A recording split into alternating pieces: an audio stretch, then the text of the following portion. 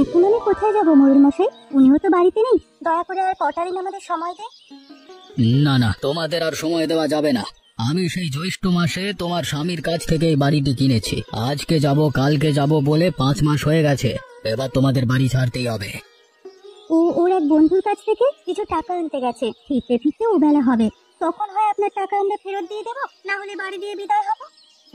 না না, আমি আর এক মুহূর্ত সময় দেব না। তুমি এখান থেকে বিদায় হবে, না হলে ঘাড় ধরে বিদায় করব।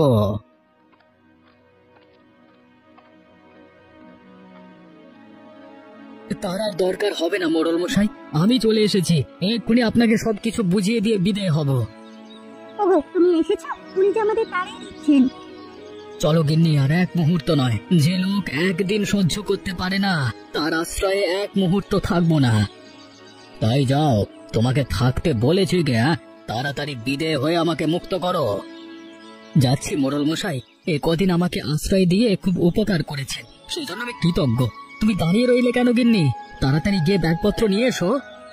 ওগো, এখন আমরা কোথায় যাব? আমাদের যে যাওয়ার কোনো জায়গা নেই। ওনাকে বলো না আজ রাতটা সময় দিতে। ওর মতো পাষণ্ডের কাছে আমি আর আবদার করব না। তুমি তাড়াতাড়ি গিয়ে কাপড় চোপড় সবকিছু নিয়ে এসো। বাবা, ও বাবা, কোথায় যাব এখন আমরা? জানি না বাবা, যেখানে বিধাতা আমাদের আশ্রয় রেখেছেন সেদিকেই যাব। আর আপনিও শুনে রাখেন, একদিনেই আমাকে আপনি খুঁজবেন। আমি সেই দিনের অপেক্ষায় আছি। আরে যা যা, তোকে খুঁজবার মতো সময় আর ইচ্ছে কোনোটি আমার নেই। আমার চোখের সামনে থেকে দূর হয়ে মর গিয়ে। ওগো, আমি আর হাঁটতে পারছি না। আর কত দূর যাবে? আর একটু কষ্ট করো গিন্নি, সামনে লোকালয় আছে, সেখানে গেলেই আশ্রয় মিলবে। লোকালয়ে কার কাছে যাবে? এখানে যে কেউ আমাদের পরিচিত নয়। তা ঠিক, কিন্তু কারো না কারোর বাড়িতে তো উঠতে হবে। আজকে রাতটা কারোর আশ্রয় থেকে কালকে কিছু করতে হবে। তাহলে বরং আমরা এখানেই থাকি। তপনেরও খুব কষ্ট হয়েছে, আর হাঁটতে পারছে না। এখানে আমরা বিশ্রাম নেই। তুমি গিয়ে দেখে এসো কারোর বাড়িতে আশ্রয় পাওয়া যায় কিনা। বেশ, সামনে একটা বট গাছ দেখা যাচ্ছে, চলো ওখানেই তোমাদের রেখে যাই। বেশ, চলো তবে। একা থাকতে আবার ভয় পাবে না তো? না না, ভয় কিসের? তাছাড়া তপন তো আছেই। তাহলে তোমরা এখানে থাকো গিন্নি, আমি গিয়ে দেখে আসি কারোর বাড়িতে একটুখানি ঠাঁই মেলে কিনা। ঠিক আছে, সাবধানে যেও। বাড়িতে কেউ আছেন? কেউ আছেন বাড়িতে? কে এলো এত রাতে? আমি এক ভিনদেশী পথিক, আপনার কাছে একটু আশ্রয়ের আশায় এসেছি। ভিনদেশী পথিক? বাড়ি কোথায় আপনার? তালসারি গ্রাম, এখান থেকে 20 ক্রোশ দূরে। তালসারি? সে তো অনেক দূর। এত দূর কিসের জন্য এসেছেন? ও গায়ে সবকিছু বিক্রি করে চলে এসেছি, সাথে আমার পরিবারও আছে। আজকে যদি একটু আশ্রয় পাই, কালকে একটা উপায় করব। না না মশাই, আমি আপনাকে আশ্রয় দিতে পারবো না। অজ্ঞাত কুলশীলকে এই গায়ে আশ্রয় দেওয়া বারণ। গত কয়েকদিন ধরে এখানে ছেলে ধরার উপদ্রব খুব বেড়েছে। না না মশাই, আমি ছেলে ধরা নই, খুবই ভদ্র ঘরের মানুষ আমি। সে তো আপনার কপালে লেখা নেই। আর সবাই এই কথাই বলে বাড়িতে ঢোকে, পরে দেখা যায় বাড়ির ছেলে নিয়ে মাঝরাতে উদা হয়ে গেছে। যথেষ্ট। ও, তাহলে আপনি আশ্রয় দেবেন না? না, আপাতত সেরকম কোনো ব্যবস্থা হচ্ছে না। আর এক কাজ করুন, আজকে রাতটা কোনোভাবে গাছতলায় কাটিয়ে দিন।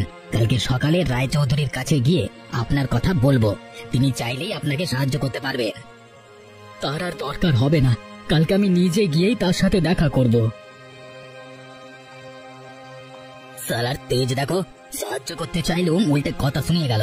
এই জন্যই লোকে বলে চেঁচে গিয়ে কারোর সাহায্য করতে নেই, চুলোই যাক সব যত সব। মা, ও মা, এতক্ষণ হয়ে গেল, বাবা এখনো এলো না। বাবা কখন আসবে? মা আসবে, বাবা আসবে, একটু ধৈর্য ধরে বসো।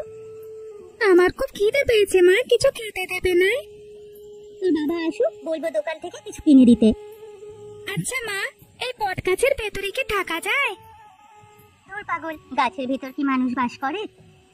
হ্যাঁ মা, দেখো গাছটার ভেতরে কত বড় একটা কুটুরি। আরে তাই তো, এমন কুঠুরি তো কোনো গাছে দেখিনি। চলো মা, ভেতরে গিয়ে দেখে আসি। না বাবা না, এখন গিয়ে দরকার নেই। তোর বাবা আগে আসুক, তারপর দেখবো। গিন্নি, আরে ও গিন্নি, আছো তোমরা? আছি গো। তা তুমি কোথাও থাকার ব্যবস্থা করতে পেরেছো? না গো গিন্নি, কয়েকজন গৃহস্থকে বলেছি, কেউ আশ্রয় দিতে রাজি হলো না। এ গায়ে মানুষ দেখছে পরোপকারী নয়, বিপদে পড়েছে শুনলে কেউ তো আশ্রয় দেয়।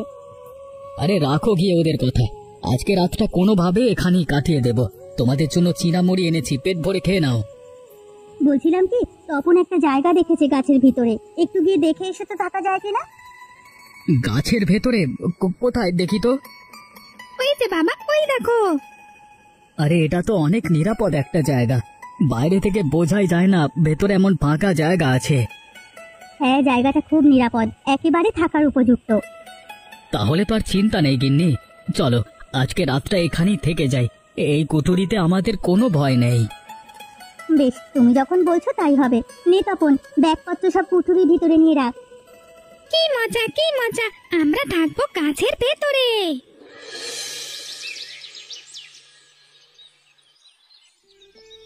কটা মুড়ি খেয়ে কিছু একটা ব্যবস্থা করো, এভাবে আর কতদিন? একটা মাথা গুঁজবার জায়গার তো ব্যবস্থা করতে হবে। হ্যাঁ গিন্নি, ব্যবস্থা একটা হয়ে যাবে। এই জায়গাটা আমার পছন্দ হয়েছে, এটা নাকি সরকারি জায়গা, এখানে চৌধুরীরাই ভোগ করছে।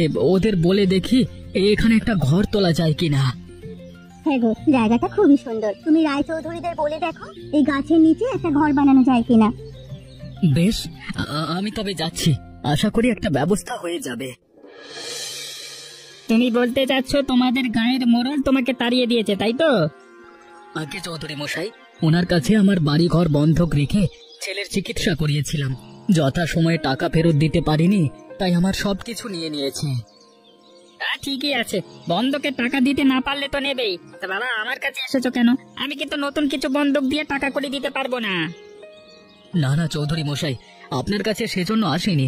আমার কিছু কি আছে যে বন্ধক রাখবো? আমি এসেছি এ গায়ে বাস করবার অনুমতি নিতে। এই গায়ে বাসের জন্য অনুমতি লাগবে কেন? নতুন একটা বাড়ি দেখে উঠে পারো না? সেই বাড়ি তো পাচ্ছি না, আর হাতে টাকা করিও তেমন নেই, তাই ভাবছিলাম ওই বটগাছটার নিচে আপাতত একটা কুঁড়ে ঘর বানিয়ে থাকতে। বটগাছ বলতে গায়ের পাশে যে বুড়ো বটগাছটির কথা সেটা বলছো? ওখানে থাকে কে? জিন ভূত আড্ডাখানা?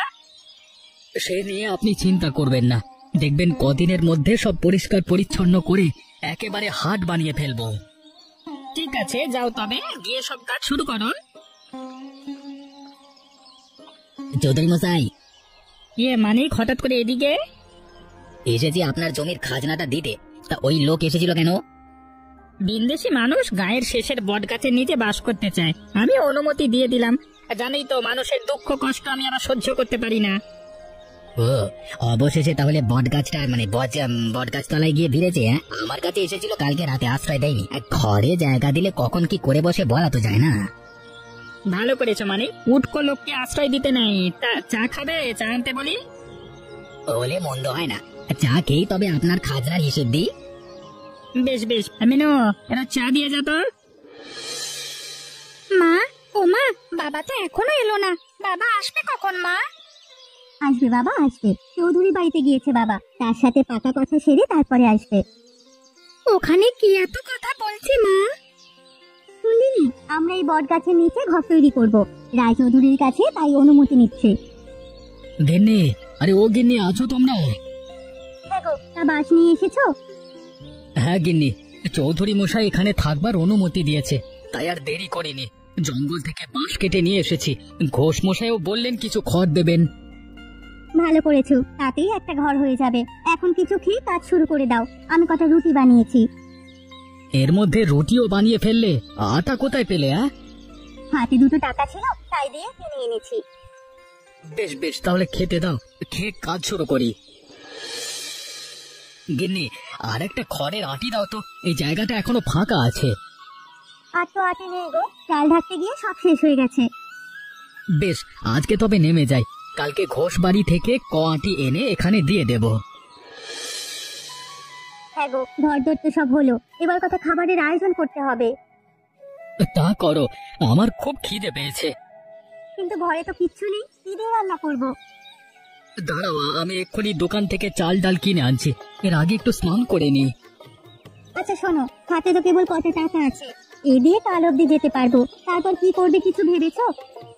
না গিন্নি, এখনো কিছু ভাবিনি। আমি একটা বুদ্ধি বের করেছি, যদি সে মতো কাজ করো অল্প দিনেই আমরা বড়লোক হয়ে যাব। কি বুদ্ধি গিন্নি? আজ সারাদিন দেখেছি এদিক দিয়ে অনেক মানুষ হাঁটে যায়, হ্যাঁ, এখান থেকে পাহাড়তলি হাট 10 ক্রোশ দূরে, সেখানেই সবাই যাচ্ছে। এত দূরে যেতে আসতে সবার খুব কষ্ট হয়ে যায়, সেই জন্য এই বট গাছের তলে বসে জিরিয়ে নেয়। এখানে যদি একটা ছোট্ট হোটেল খোলা যায় তবে অনেক ভালো হবে। কথাটা মন্দ বলনি গিন্নি, প্রতিদিন কিছু জল খাবারের আয়োজন করলে মানুষের খাওয়ানো যাবে, আর আমাদের হাতেও দুটো কাঁচা টাকা আসবে। তাহলে আজই তুমি হাট থেকে কিছু সওদা কিনে আনো, কাল সকাল থেকে আমি রান্নার আয়োজন করব। দেখি এটা যে ভাগ্য ফেরে কিনা। বেশ বেশ, তাহলে আমি এক্ষুনি যাচ্ছি, আগে স্নানটা করে নি। ও বাবা, আমিও যাব তোমার সাথে। আয় আয়, তাড়াতাড়ি আয়, আমার হাতে একদম সময় নেই। এত এত মানুষ আসছে হোটেলে, আর এদিকে একটা লোক নেই। এ ভোলার বাবলু, এক্ষুনি এদিকে আয়। আমায় ডেকেছো কাকু? হ্যাঁ, ওই উত্তরের টেবিলটাতে খাবার দে। কতক্ষণ ধরে ওনারা এসে বসে আছে না? আর তোদের গিন্নিমাকে গিয়ে বল তাড়াতাড়ি ভাত চড়াতে, আজকে লোক অনেক হবে। যাচ্ছি। ও গিন্নিমা, তাড়াতাড়ি ভাত চড়াও।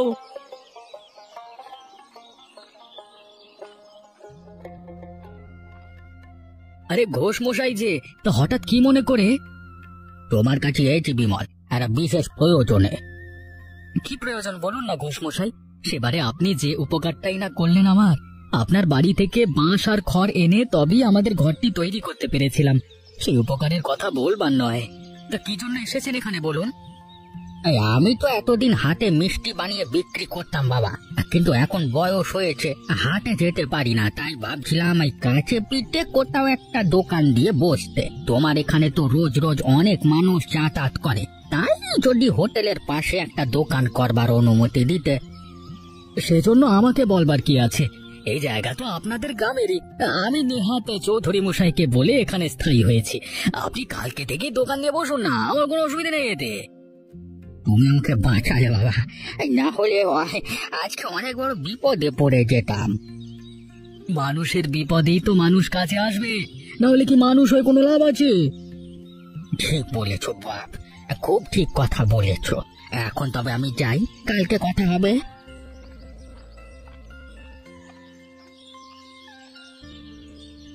হ্যাঁ, উনি এসেছিলেন কেন? আমাদের হোটেলের পাশে ওনার মিষ্টির দোকান নিয়ে বসতে। আমি বলেছি কালকে থেকে ব্যবসা শুরু করতে। ভালো করেছো, ওনার সংসার এখন চলছে না, বুড়ো মানুষ, দূর দূরান্তের হাটেও যেতে পারেন না। সেই জন্যই তো বলেছি। তাছাড়া আমার এই বটতলাকে নিয়ে অন্য পরিকল্পনা আছে। এখানে একটি গোছানো হাট তৈরি করব, তাহলে আশেপাশে গ্রামের মানুষের কষ্ট অনেকটা কমে যাবে।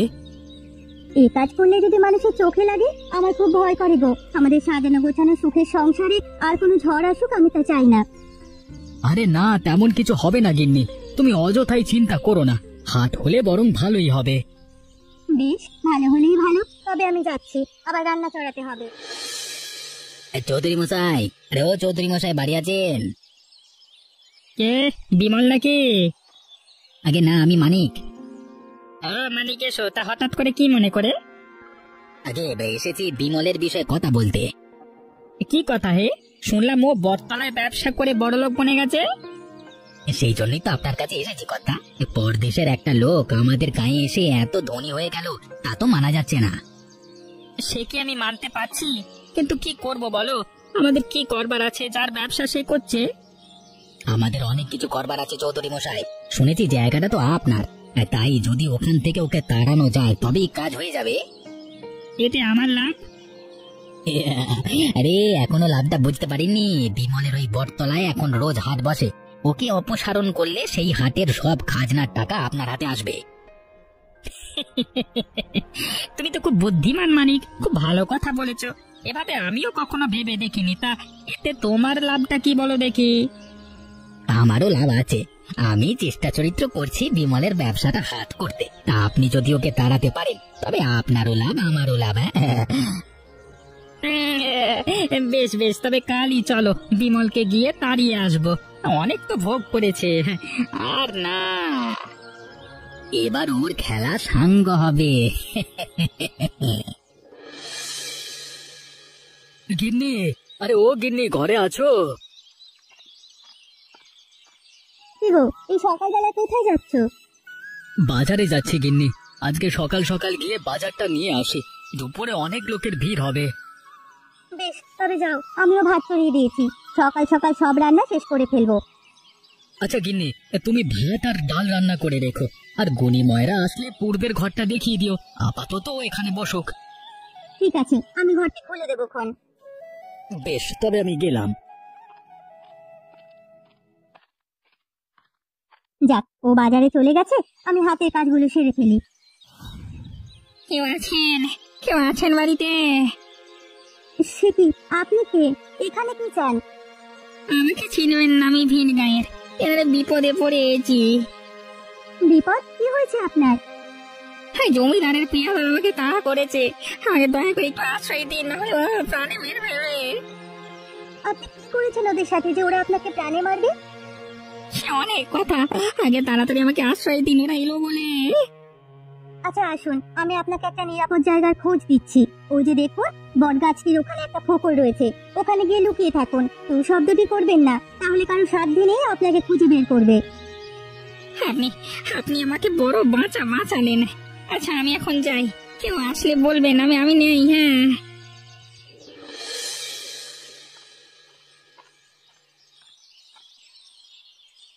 বিমল, আরে ও বিমল, আছো দেখছি তুমি। তোমার কাছে এলাম। হঠাৎ আমার কাছে কি মনে করে চৌধুরী মশাই? চৌধুরী মশাই একটা গুরুত্বপূর্ণ কথা বলতে দিয়েছে, তোমার এই বাড়িটা ছেড়ে দিতে হবে। বাড়ি ছেড়ে দেব? সে কি কথা? আপনি না এই বাড়িতে আমাকে থাকতে দিয়েছেন। থাকতে দিয়েছি, কিন্তু সারা জীবনের জন্য দিইনি। এতদিন তো তুমি ভোগ করলে, এখন আমার জায়গা আমাকে ফিরিয়ে দাও। না না চৌধুরী মশাই, এই জায়গা আমি দিতে পারবো না। দরকার হলে আপনি এর সমমূল্য টাকা নিয়ে নিন, তবু এখানে ওকে থাকতে দিন। না না, সে কথা বললে হবে না বিমল, আমাদের এই জায়গা লাগবে, তুই অন্য ব্যবস্থা করো। এই জায়গা আমি ছাড়বো না, এটা সরকারি জায়গা। যদি সরকার থেকে কখনো বলে তবে আমি এখান থেকে যাব। তুমি দেখছো অনেক বেয়ারা হয়ে গেছে বিমল। শোনো, আমি ভালোই বলছি, জায়গাটা ছেড়ে দাও, নাহলে কিন্তু তোমার বিপদ হয়ে যাবে। হ্যাঁ, আর আমাদের তো চেনই, কয়েকদিন আগে গোপুর চাচার বাড়ি পড়লো, তারা এক গোমামির ফলে, সে কথাটা ভুলে যাবো না। এখন তবে যাই। হ্যাঁ, কালকের মধ্যে বাড়িতে ছেড়ে দিও, কেমন? কিছু মানুষ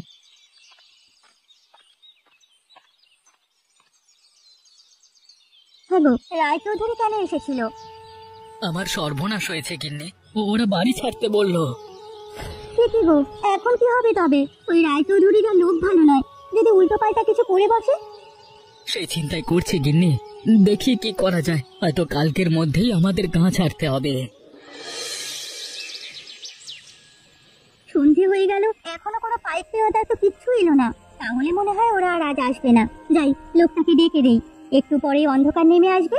রাতের অন্ধকারে তিনি গা থেকে পালিয়ে যেতে পারবেন। এই যে, আপনি শুনছেন? তাড়াতাড়ি বেরিয়ে আসুন। কি হয়েছে? জমিদারের পাই খেয়েছে নাকি? না না, ওরা আসেনি। এদিকে সন্ধেও হয়ে এসেছে, আপনি এখন চলে যেতে পারবেন। আপনাকে কেউ দেখবে না। হ্যাঁ, আমাকে এক্ষুনি জঙ্গলে যেতে হবে, এখানে থাকা মানে বিপদ। সে কি, জঙ্গলে কেন? ও, আমার পরিচয়টা আপনাকে দেওয়া হয়নি। আমি রামলাল ডাকাত, লোকে আমাকে বলে উপকারী ডাকাত। এই গায়ে এসেছিলাম এক কৃষকের উপকার করতে, কিন্তু কৃষক সেজে খোদ জমিদার যে আমাকে ধরতে চাইবে তা বুঝতে পারিনি। হ্যাঁ হ্যাঁ, আমি আপনার কথা শুনেছি। আপনি গরিবের উপকার করেন আর ধনী মহাজনদের শাস্তি দেন। সবাই আপনাকে কথায় কথায় ধন্য করে। নিজের সাধ্য মতো সবার উপকার করতে চেষ্টা করি। আজকে আপনি জমিদারের পেয়াদার হাত থেকে আমার জীবন বাঁচিয়েছেন, বলুন আপনার কি উপকার করব? আমাদের বাড়িঘর ছাড়ার জন্য রায়চৌধুরী হুকুম দিয়েছেন। সে আমাদের ব্যবসা নিজে করে নিতে চায়। দয়া করে ওর হাত থেকে আমাদের রক্ষা করুন, তাহলে আপনার প্রতি আমি আজীবন কৃতজ্ঞ থাকবো।